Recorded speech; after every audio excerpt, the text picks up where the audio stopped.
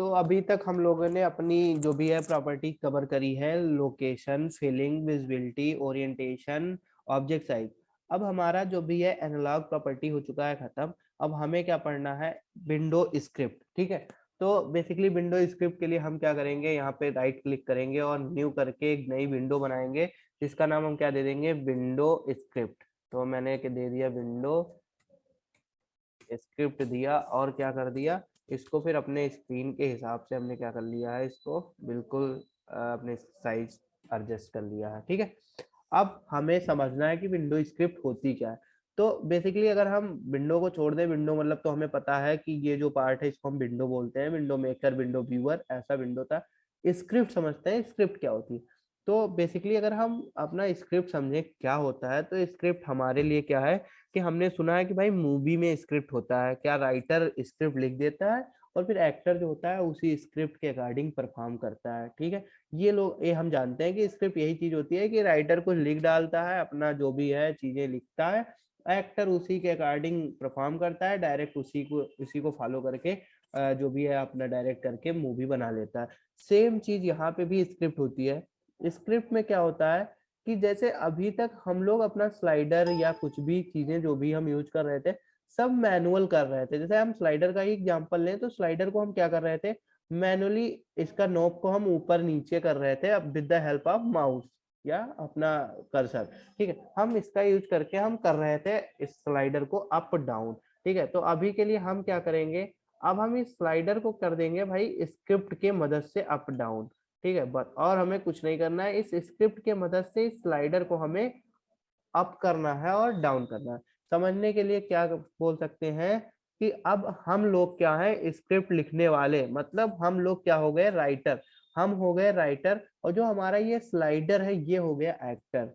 और भाई डायरेक्टर का काम है वो कराएगा, तो बेसिकली ये हमारा स्काडा डायरेक्टर बन जाएगा, जो कि इनको डायरेक्ट करेगा हमारे स्क्रिप्ट के जो भी हमने स्क्रिप्ट लिखा है उसके अकॉर्डिंग इसको डायरेक्ट करेगा, और ये उसी के अकॉर्डिंग काम करेगा। तो हमारा स्लाइडर जो है वो हो गया भाई एक्टर, हम लोग राइटर, और स्काडा हमारा हो गया डायरेक्टर। तो अब हम क्या करेंगे, सबसे पहले तो स्लाइडर का नाम देंगे, जो कि हमने क्या दे दिया, ए, जो कि सिंपल होता है, सिंपलेस्ट नाम हम देते हैं, और फिर यहाँ पे आया और इसमें हम प्रॉपर्टी में ए दे के ओके कर दिया। तो अगर अभी हम करें तो भाई हमें मैनुअली प्रेस करेंगे तो ये स्लाइडर हमारा मूव करेगा।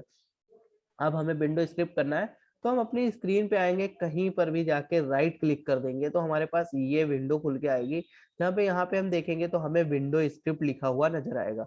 हम जैसे उस पे क्लिक करेंगे विंडो स्क्रिप्ट पे, हम इस साइड इस टाइप के एक विंडो पे पहुंच जाएंगे, जहाँ पे बहुत सारी चीजें लिखी पड़ी हैं।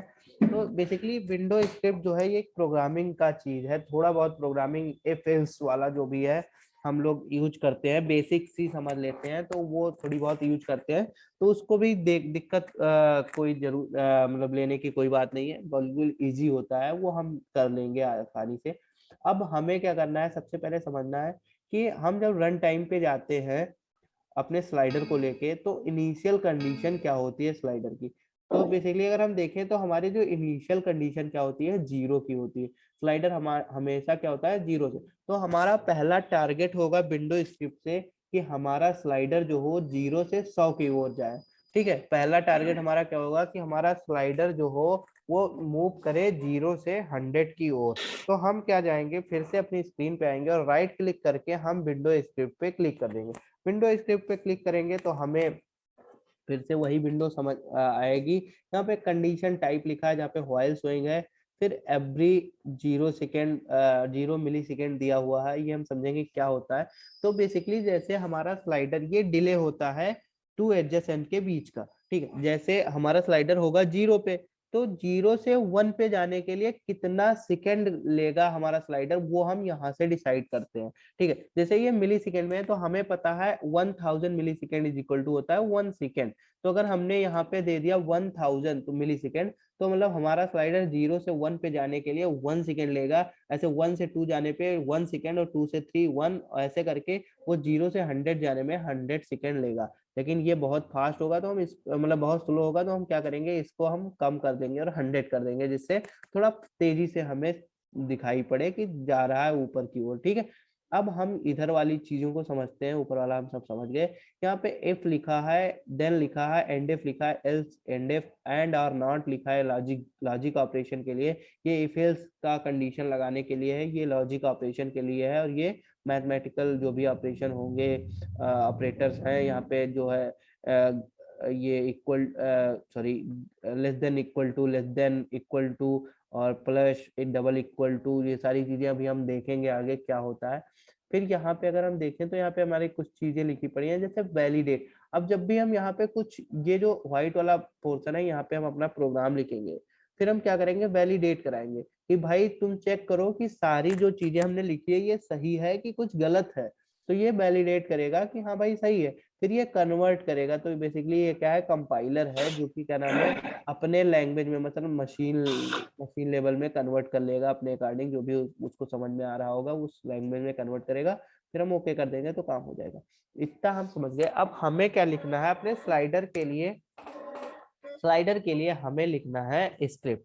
तो अब हम सबसे पहला जो स्क्रिप्ट है उसमें हमने क्या बोला, हमारा टारगेट है 0 से 100 पे ले जाना। मतलब हमें क्या करना है, इंक्रीमेंट करना है। हमें क्या करना है, इंक्रीमेंट करना है, मतलब इंक्रीमेंट की स्क्रिप्ट हमें लिखनी है, क्योंकि हम 0 से 100 की ओर जाएंगे। तो हम अपना जो भी है कॉपी में हम अपना डालेंगे कि भाई इंक्रीमेंट। अब हमें इंक्रीमेंट का स्क्रिप्ट लिखना है, तो हम क्या करेंगे, सबसे पहले लिखेंगे इफ। हम पूरा समझेंगे, पहले हम लिखेंगे इफ, फिर हम अपने टैग नेम लिखेंगे, मतलब स्लाइडर का नाम लिखेंगे। तो हमने क्या लिखा, इफ टैग नेम जो है हमारा क्या है, ए। क्यों, क्योंकि हमने ए दिया है स्लाइडर का टैग नेम, तो हम क्या दे देंगे, टैग नेम। अगर मैं इसका सिंटैक्स लिखूं तो क्या लिख दूंगा, इफ, मैं पूरा सिंटैक्स पहले लिख रहा हूं, फिर मैं चला के दिखाऊंगा। तो हमने क्या लिख दिया, टैग फिर नेम।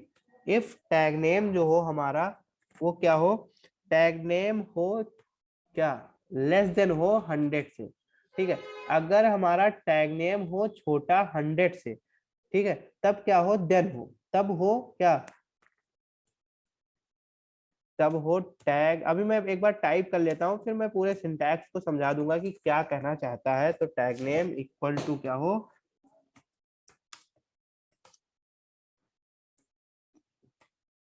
ठीक है,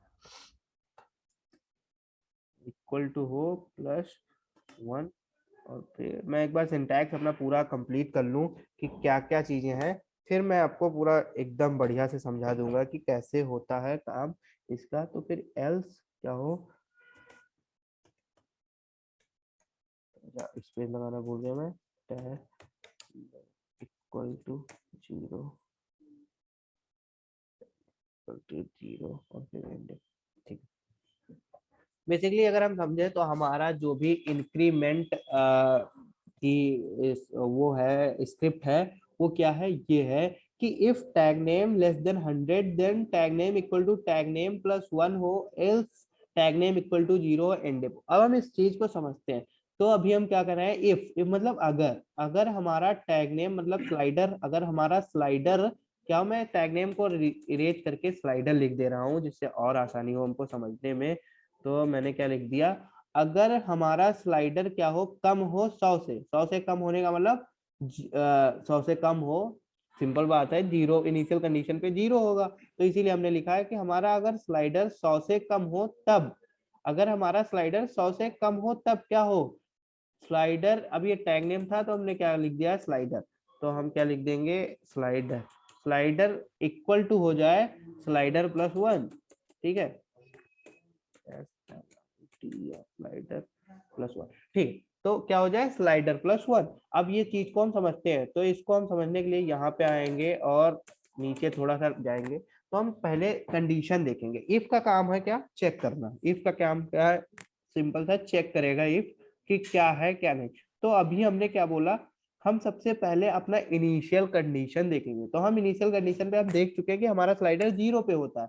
तो हम सबसे पहले क्या रखेंगे, 0, कि स्लाइडर जो है वो हमारा 0 है। तो यहाँ पे इफ में आएंगे, जैसे 0 रखेंगे हम इफ पे पहुंचे रहेंगे।